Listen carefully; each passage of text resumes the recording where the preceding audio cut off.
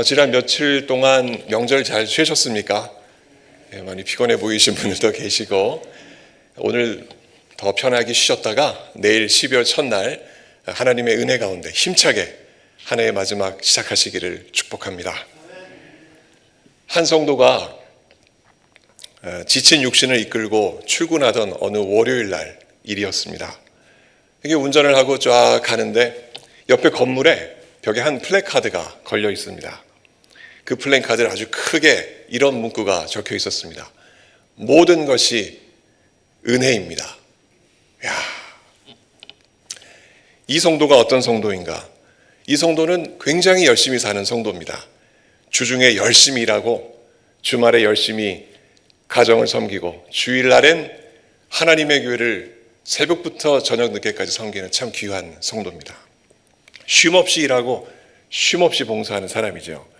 그런데 이 문구를 딱 보니까 월요일 아침에 출근하는 그 지친 몸이 마치 커피 한 잔을 든 듯, 따뜻한 커피 한 잔을 든 듯 그 마음에 위로가 왔고 격려가 찾아왔습니다.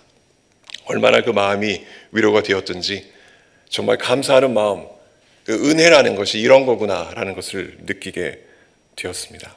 그러나 이내 그는 움찔 놀랐습니다. 마치 그의 손 위에 커피가 있었다면 쫙 쏟아버리고 싶은 마음이 확 들었습니다.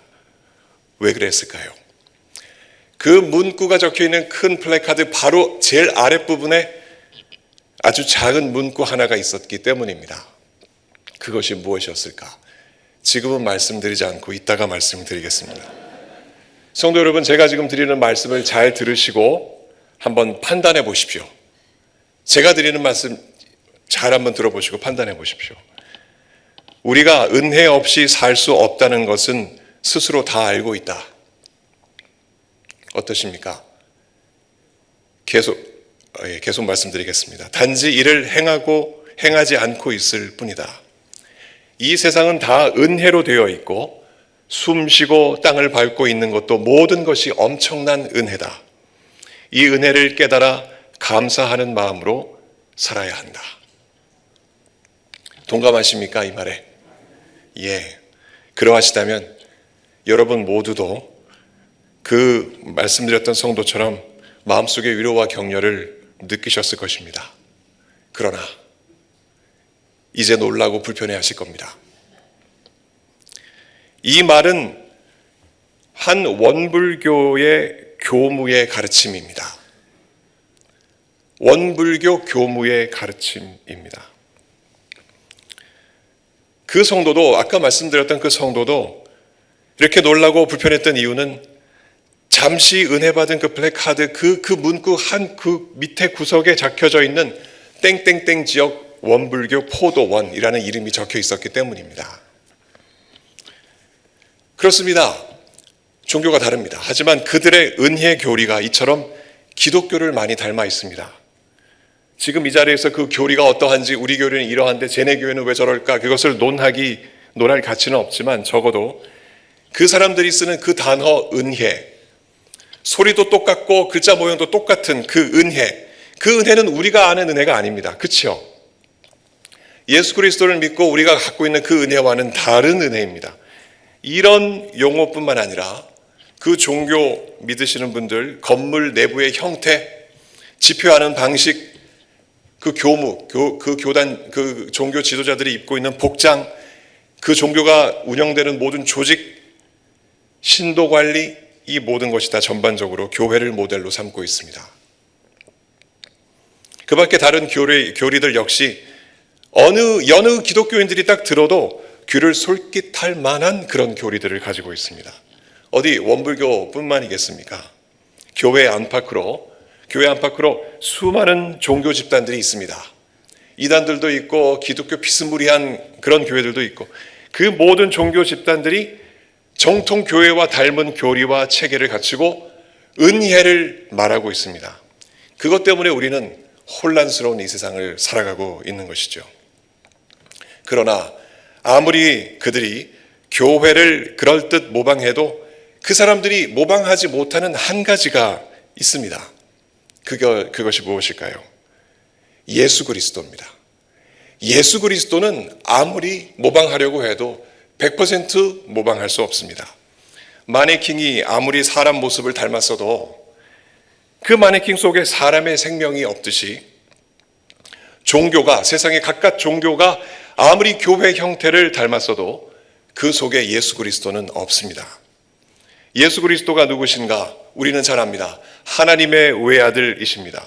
죄인으로 살아가는 하나님의 자녀들을 살리기 위하여 육체를 입고 이 땅에 오셔서 십자가를 지시고 죽으시고 다시 살아나셔서 우리의 구세주가 되신 분이십니다. 그리고 이후 승천하셨고 머지않아 다시 이 땅으로 재림 심판주로 오실 분, 그분이 예수 그리스도이십니다.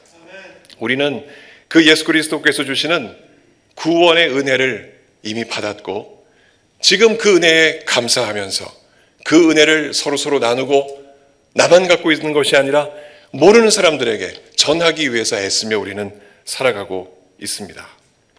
하나님의 영, 예수 그리스도의 영, 곧 성령께 속한 사람은 누구나 다 이 예수 그리스도께서 구원한다 하시는 이 놀라운 은혜를 알고 믿고 내 것으로 삼고 그리고 누리고 살아가고 있습니다. 그러나 정반대로 그렇지 않은 자들은 그 은혜를 모르고 살아갑니다. 모르니까 누리지도 못하고 살아갑니다. 이 굉장히 명료한 진리, 굉장히 명료한 이 진리를 요한은 오늘 본문에서 성도들에게 주지하고 있습니다. 요한이 보낸 이 편지, 우리가 너무나 잘 알고 있는 구절 아닙니까? 이 내용, 이 편지, 어느 교회가 구체적으로 받았는지 그 교회 이름은 우리가 모릅니다. 그러나 적어도 이 편지를 받은 그 교회가 겪고 있던 진통이 무엇이었는가 우리가 느낄 수는 있습니다. 사랑하는 자들아, 영을 다 믿지 말고 오직 영들이 하나님께 속하였나 분별하라. 많은 거짓 선지자가 세상에 나왔습니다. 세상에 나왔습니다. 이로써 너희가 하나님의 영을 알지니 곧 예수 그리스도께서 육체로 오신 것을 시인하는 영마다 하나님께 속한 것이요 예수를 시인하지 아니하는 영마다 하나님께 속한 것이 아니니 곧 적그리스도의 영이라. 적그리스도의 영이 오리라 한 말을 너희가 들었거니와 이미 벌써 세상에 있느니라. 1절부터 3절의 편지 내용입니다. 이 편지를 받은 당시 교회가 겪었던 진통이 무엇인지 우리 성도님들께서는 오랜 시간 신앙생활 하시면서 성경 공부와 교리 공부를 통해서 이미 충분히 알고 계시는 줄로 압니다. 간단하게만 한번 짚어보겠습니다. 이 편지를 받고 있던 그 교회 당시에 이런 엄청난 가르침이 있었습니다. 예수는 그리스도가 맞으신데 육체로 이 땅에 오신 것은 아니다 하는 이야기입니다. 여러분, 이거 이상한 말 아니겠습니까? 일명 그것은 영지주의자들의 가르침입니다. 영지주의자들, 쉽게 말해서 이렇습니다. 영적인 지식을 갖고 있어야 그 영적인 지식을 통해서 구원에 이를 수 있다 하는 가르침입니다. 물질 세계, 우리가 살고 있는 이 물질 세계, 육신뿐만 아니라 온 이 물질 세계는 다 악하고 영적 세계는 반면에 선하다 하는 아주 극단적인 아주 이원론이죠. 이러한 사상은 고대 종교 사상인데 동서양에 다 있습니다. 싹 있습니다. 쫙 이렇게 흩어져 녹아져 있습니다. 이런 가르침 속에 예수 그리스도는 이렇게 가르쳐졌습니다. 예수 그리스도, 사람들 눈에 예수 그리스도께서 잠시 보이긴 했어도 그 예수가 100% 인간은 아니었다. 잠시 보였다 그냥 사라진 거지 인간이라고 말할 수 없다. 그러니까 십자가에 달려 돌아가신 예수님 그 고통과 그분의 모든 이 아픔은 아니다. 그것은 아니다 라고 가르쳤던 것입니다. 십자가에서 어떻게 그 구원을 말하는 영, 그 신이 죽을 수 있는가 그렇게 가르쳤던 것이지요.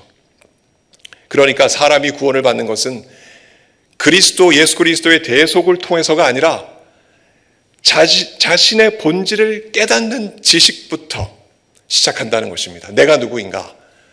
이 몸, 이 더러운 몸, 이 세상에 있는 모든 더러운 것 중에 하나가 바로 내 몸이라는 것을 깨닫고, 그럼 내가 어떻게 구원 얻을 수 있는가를 내가 열심히 연구하고 찾다 보면은 그리스도께서 그 놀라운 영적인 지식을 주실 것이고, 그 지식을 받은 자만이 구원을 얻을 수 있다는 이상한 가르침을 가르쳤던 것입니다. 단지 그리스도가 이 땅에 오셔서 사람들에게 한 일은 무엇인가? 인간이 그 본래 가지고 있는 이 본질이 무엇인지 그 더러운 것을 깨닫게 해주는 그 지식, 영적 지식 준 것뿐이다, 이렇게 가르쳤던 것입니다. 그것을 깨닫고 나면 그 지식을 가지고 이제 하나님 앞에 구원 주시는 하나님 앞에 나가야 하는데 어떻게 나갈 것인가? 그 중간에 매개가 되는 그 매체는 이것입니다. 영적인 관조, 영적인 명상, 이로써 좀 이렇게 좀 도가 트이고 막 이렇게 되면, 그렇게 되면 인간은 이 더럽고 추한 속세로부터 자유로워지고 하나님과 합일되는, 하나가 되는 구원을 누린다, 이렇게 가르쳤습니다. 우리가 갖고 있는 이 성경 가르침하고 예수님의 가르침하고는 동떨어져도 한참 동떨어진 가르침이죠. 그런데 이 가르침이 교회 안에 들어와서 가르쳐지고 있었다는 것입니다. 실제 이러한 가르침은 이 시대 원불교를 비롯한 동양 종교에 다 이게 있습니다. 철학하는 철학자들 전반에도 다 흐르고 있습니다. 이런 가르침, 일맥상통하는 점이 참 많습니다. 인간의 본성을 알아야 한다 하는 그 지식에 대한 그 추구가 얼마나 종교와 철학 가운데 많이 있습니까?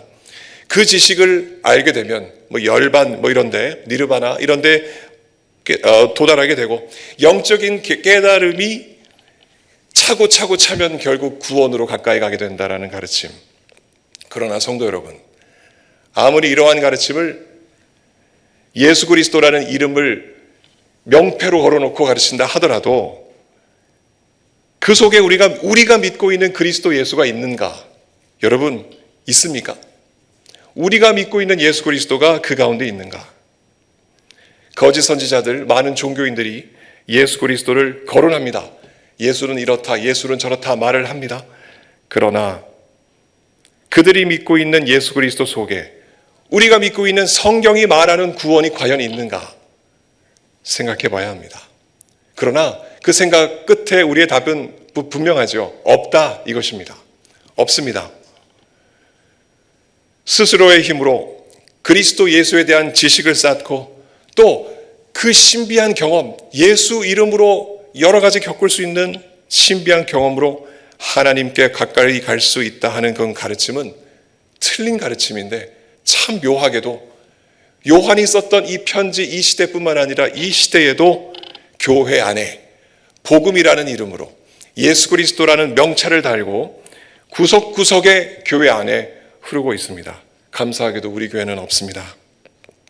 특히 그 위험한 접근이 영성이란 말 들어보셨습니까? 영성이라는 큰 우산 아래 또아리를 트고 있습니다. 일부 왜곡된 영성의 한 지류가 교회 내에 있는데 이렇게 가르칩니다.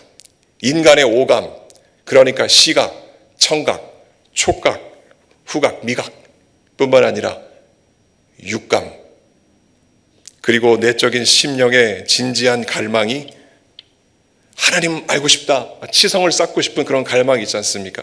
그런 갈망이 하나님께 내 자신을 이르게 할 수 있는 매개가 될 수 있다 하는 그러한 가르침이 교묘하게 흐릅니다. 쉽게 말씀드립니다. 조용한 분위기에서 촛불을 켜놓고 묵상하는 사람들이 있습니다. 묵상이란 말은 성경입니다. 조용한 분위기에, 어두컴컴한 분위기에 촛불 켜고 하나님 말씀을 묵상합니다. 그리고 명상합니다. 기도합니다. 혹은 마음의 흥분을 일으키거나 마음을 자극하는 음악이나 반복되는 구호나 외침, 이런 것들을 통해서 영적 체험을 하려고 하는 사람들이 많이 있습니다. 이 모든 것들이 다 매개가 되는 것이죠. 그 속에도 예수 그리스도라는 이름, 예수 그리스도라는 용어가 사용됩니다. 그러나 그 예수 그리스도라는 그 용어는 우리들로 하여금 아주 몽환적인 꿈속에서나 볼 수 있는 듯한 그런 명상, 혹은 정반대로 숨가쁜 영적 분위기를 고조시켜주는 그저 소재에 불과한 것입니다. 이 모든 것들이 다 복음 혹은 예수 그리스도라는 이름, 그 포장지에 쌓여서 교회에 은근슬쩍 들어와 있습니다. 하나님께 나아갈 때 우리는 어떻게 나아갑니까? 우리 스스로 하나님 앞에 나아갈 수 있습니까? 성령에 이끌려 예수를 믿는 믿음으로만 하나님 앞에 나아갑니다. 예수 이름으로 포장된 여러 영적 체험을 통해서 하나님께 나아가는 것이 아닙니다. 성도 여러분, 우리는 신앙생활 하면서 이 질문을 항상 해야 합니다. 하나님께 나아가는데 예수 그리스도를 믿는 믿음 외에 다른 조건이 더 필요한가? 하나님 앞에 나아가는데 예수 믿는 믿음 이외에 무슨 다른 조건들이 필요한가? 만일 우리가 예수를 향한 그 믿음 이외에 다른 사족을 우리가 탄다면 이 시대에도 영지주의는 그 이름을 달리한 채 여전히 존재하고 있다는 말입니다. 오늘 성경이 말합니다. 지금 벌써 세상에 있느니라. 그때만이 있는 것이 아니라 지금도 세상에 영지주의라는 것들이 복음과 전혀 다른 것들이 가르쳐지고 있다는 사실입니다. 까닭에 요한은 분명하게 말합니다. 너희가 하나님의 영을 알지니 영을 다 믿지 말고 오직 영들이 하나님께 속하였나 분별하라. 어떤 영적 가르침이 하나님께로부터 온 것인지 우리는 어떻게 알 수 있을까요? 예수님을 그리스도로 믿고 예수님이 육신으로 이 땅에 오신 것과 십자가에 달려 돌아가셨다는 것과 그 예수님의 육신이 부활하셨다는 것과 승천하셨다는 것과 다시 반드시 재림하실 것이라는 그 사실이 그 가르침 속에 있는지를 우리는 살펴봐야 합니다. 오로지 예수 그리스도를 통하여 우리가 구원에 이를 수 있다는 진리를 그 가르침이 말하고 있는지를 살펴야 합니다. 뿐만 아니라 이렇게 롱텀을 갖고 긴 시간을 갖고 그 가르침을 하는 그 사람의 그 가르침을 계속해서 살펴봐야 하는데 꾸준히 우리는 성경을 통해서 그 가르침이 사실인지 진리인지를 따져봐야 합니다. 그 가르침이 맺어내는 열매를 보고 이것이 정말 참된 열매인지 분별할 수도 있어야 합니다. 그러나 이 일이 어디 쉽습니까? 이런 일은 쉬운 일이 아닙니다. 우리의 능력으로는, 우리의 지식으로는 감당할 수 없는 일들입니다. 수많은 인내가 필요하기도 합니다. 그래서 우리는 성령 안에 있어야 합니다. 우리는 성령 안에서 할 수 있는 한, 예수 그리스도가 누구신가 깊이 있게 알고 또 알아야 합니다. 성경 한 번 읽었으면 2번 읽고, 2번 읽었으면 4번 읽고, 4번 읽었으면 8번 읽고, 끊임없이 공부해야 합니다.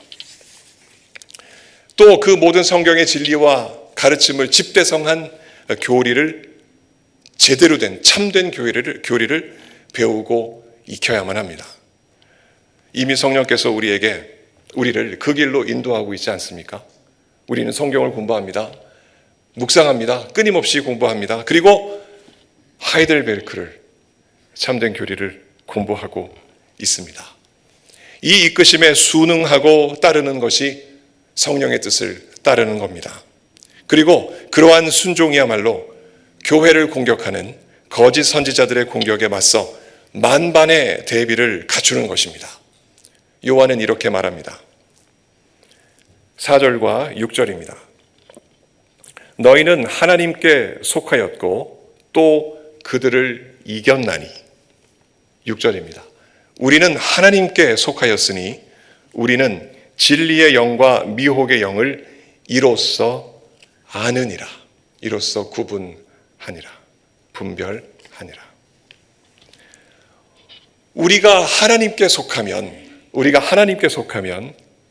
요한계시록 2장에 등장하는 에베소 교회가 그러했듯이, 그러니까 악한 자들을 교회에 용납하지 않고 자칭 사도라 하되 아닌 자들을 시험하여 그들의 거짓된 것을 드러냈던 에베소 교회가 그러했듯이 우리도 혹여라도 우리 교회에 들어오는 거짓 선지자들을 키질로 솎아내고 또한 그들과 대항하여 싸워 이길 수가 있습니다.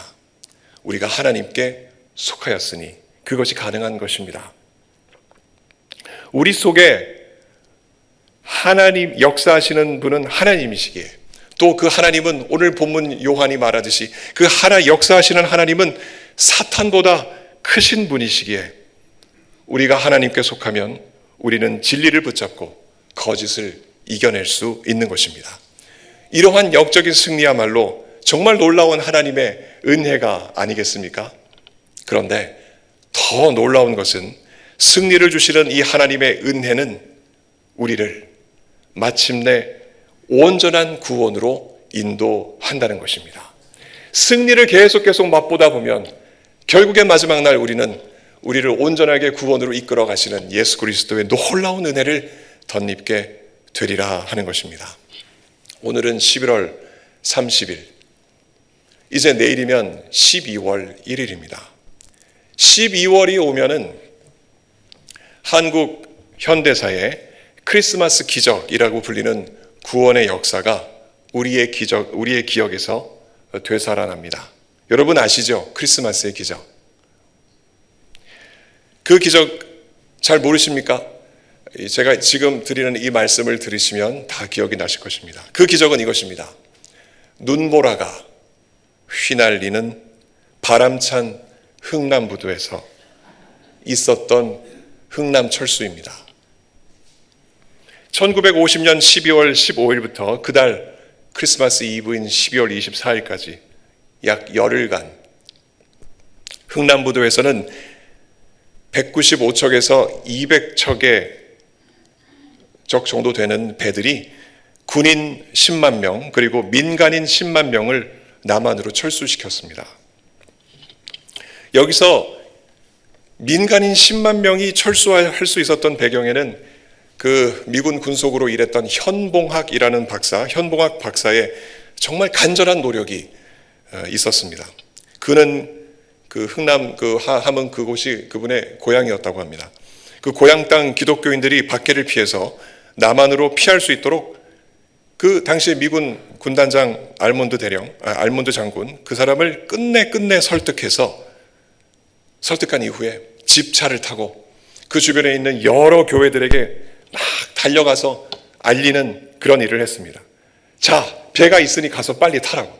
기독교인들 먼저 태운다고. 그러니 빨리 움직이라고. 그 현보학 그분 박사가 애를 썼습니다. 그의 말을 듣고 이것이 참인지 이것이 거짓인지, 이것이 그 말이 살 길인지 그 말이 죽을 길인지, 그러나 그것이 살 길인 것을 알았던 성도들 기독교인들 4,000명이 먼저 배에 올랐습니다. 그 이후에 수많은 사람들이 그 부둣가에 장사진을 쳤죠. 당시에 그 자리에 있었던 최순직 목사님이라는 분이 계십니다. 그 최순직 목사님의 회고록에 보면은 그 군인들이 몰려오는 사람들이 기독교인인지 아닌지를 구별하기 위해서 그 사람들 한 사람들 그 피난민들에게 주기도문을 외우라 했습니다. 주기도문을 외우면 기독교인이 맞다 생각을 했던 것이죠. 그러니까 이 주기도문을 외운 사람은 이 배를 탈 수 있는 거죠. 배에 타는 사람들의 모습을 보면 다 할렐루야 찬송을 부르면서 그 배를 탔다고 합니다. 여러분 보십시오. 당시의 배는 어떤 배일까요? 그냥 군함이고 그냥 화물선이었을까요? 아닙니다. 그 배는 구원선이었습니다.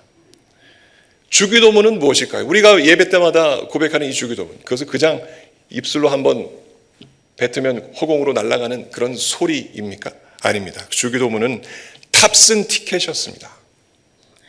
성도 여러분, 사실 우리가 살아가고 있는 딛고 살아가는 이 땅이 영적으로 보면 흥남부두와 다를 바가 없습니다. 이 땅에서 우리는 구원을 기다리고 있죠. 구원선을 기다리며 예수님의 재림을 기다리며 우리는 살아가고 있습니다. 저 멀리 산 위에서는 악한 세력이 우리를 잡기 위해서 위협하며 내려오고 우리 앞에 있는 이 바닷가에서는 저 바다로부터는 거센 겨울바람이 휘몰아쳐 오는 그런 상황 부둣가에 우리는 살아가고 있는 것이죠. 그런데 더 혼란스러운 것은 그 부둣가 안에서도 예수가 여기 있다, 예수가 저기 있다, 진리가 이것이다, 진리가 요것이다 외치는 거짓 가르침도 넘쳐나고 있다는 사실을 우리는 봅니다.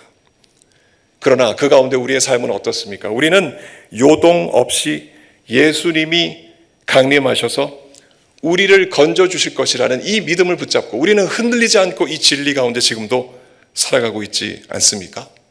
그래서 그런 우리에게 교회는 구원선과 같습니다. 이 교회는 구원선입니다. 그리고 우리의 믿음은, 예수님 주신 이 믿음은 구원 티켓과 같습니다. 하나님의 나라로 안전하게 우리를 이끄시는 그 선장은 예수 그리스도이시고 성령께서는 지금 우리와 이 자리에 함께 하시면서 그것이 맞다, 이 가르침이 맞다, 이것이 진리다 하는 것을 성경을 통해서 우리에게 증거하고 계십니다. 이렇게 완성될 놀라운 구원, 이제 앞으로 곧 완성될 이 놀라운 구원, 이 하나님의 놀라운 은혜, 그 은혜의 극치가 되지 않겠습니까? 이 은혜, 따라서 이 은혜라는 것, 세상 사람들 이것이 은혜다, 저것이 은혜다 얘기하지만 이 은혜는 우리를 대신하여 죽으신 예수 그리스도 없이는 주어질 수 없는 은혜입니다. 그 은혜가 우리에게 있다는 사실을 확증하는 것은 예수님을 믿는 우리의 믿음입니다. 이 은혜를 빼앗으려고 하는 수많은 악한 영들의 위협이 여전하다는 것 여러분 아시죠? 그럴수록 우리는 믿음을 굳건히 하여서 이 은혜를 더욱 깊이 누리고 또한 감사할 수 있어야 할 줄로 믿습니다. 내일 출근하시죠? 집에서 쉬시는 분들도 계시겠지만 은퇴하신 분들도 계시고 내일 출근하시는 여러분 피곤하실 것입니다. 오랜 휴가로 아주 많이 피곤하실 터인데 그러나 이 하나님의 은혜를 기억하시면서 감사하시며 출근하시기를 바랍니다. 예수님이 오시는 그 순간까지 성령께서 우리를 든든히 지켜주실 것입니다.